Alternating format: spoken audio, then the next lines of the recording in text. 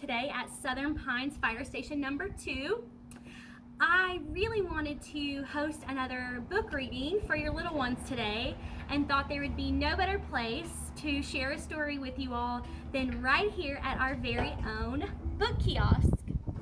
Like I said, it's located at Fire Station number 2, and I wanted to take you guys on a little adventure to show you how easy and it's very simple to check out a library book.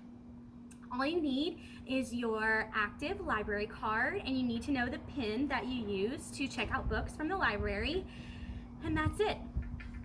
The library staff has hand-picked so many wonderful titles. There are books for children and adults, so I encourage you as a family to come out here and choose your books together. I actually just saw one of my favorite reads from 2019 and one of my son's favorite Dr. Seuss books. They're both stocked in here, so there are wonderful. There's a wonderful selection for everybody in your family. So why don't you come along with me and I will show you just how fun and easy this is. This is a book lover's dream, so let's get started. Okay, so I am going to go ahead and use my active library card and stick it right into the reader.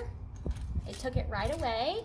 I will enter my PIN, the same PIN that you use at the library. And then we will get to choose the book that we like. So let's choose a book about lambs, and that's number 2023. So we're gonna go ahead and type this in. Check out, and here we go. I mean, that is just awesome.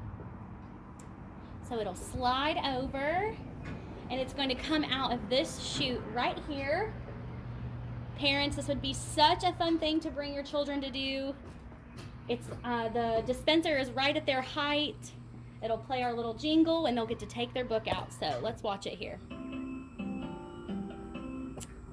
There we go. And we got our book on lambs. So it was as simple as that. You just need your active library card, you need to know your PIN number, and you will be ready to roll at our book kiosk. I hope you all enjoy it as much as I do. I get so excited every time I come out here. Like I said, it is a book lover's dream. So let's get started with our story. So little ones, are you ready? We are going to read How to Read a Story by Kate Messner.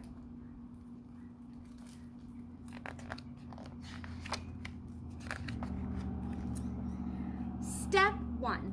Find a story. A good one. It can have princesses and castles, if you like, or witches and trolls, as long as they're not too scary. Step 2. Find a reading buddy. A good one. A buddy can be older, like maybe your mom or dad, or younger, like maybe one of your siblings, or someone your age, maybe one of your friends. Make sure your reading buddy is nice and snuggly, and make sure you both like the book. Step 3. Find a cozy reading spot. Outside is fun, like today, but not if it's very cold. Unless you have a thick woolen blanket and hats and scarves and cups of steaming hot cocoa. And not if it's very hot. Unless you have trees to shade you from the sun, a hammock to catch cool breezes, and tall glasses of icy lemonade. Inside is good. Couches are cozy, and so are chairs big enough for 2. Just be careful not to get stuck. Step 4. Look at the book's cover. Can you guess what it's about? Read the title.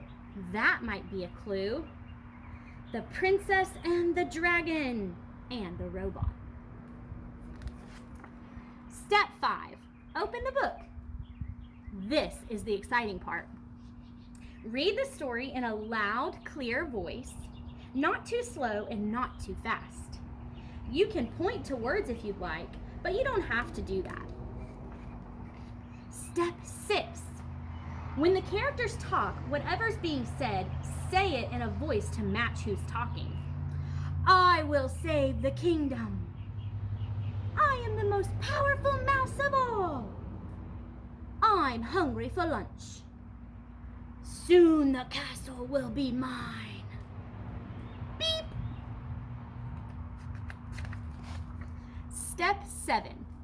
No matter what you read, hold the book so your buddy can see the pictures. Buddies get impatient when they can't see well. Step 8. If there are words you don't know, try sounding them out or looking at the pictures to see what makes sense.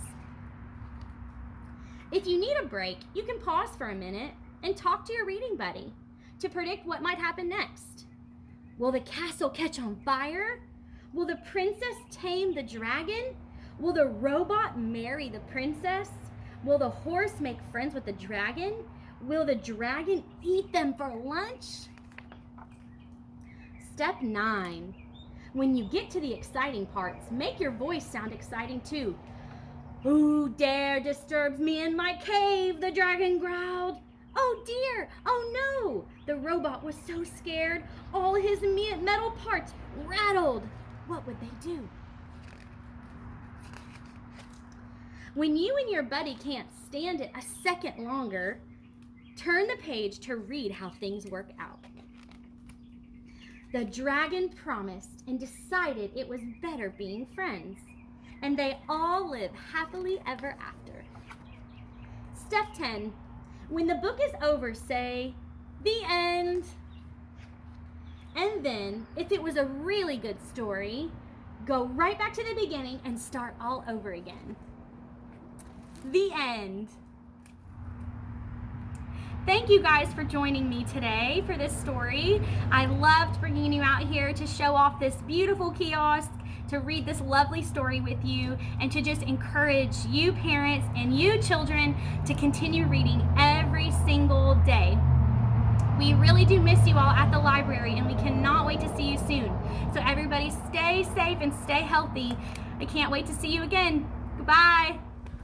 And lastly, I'd like to say thank you to our friends at the Institute of Museum and Library Services, and also to our friends at the State Library of North Carolina for providing the grant funds that allows this machine to be up and running in our community.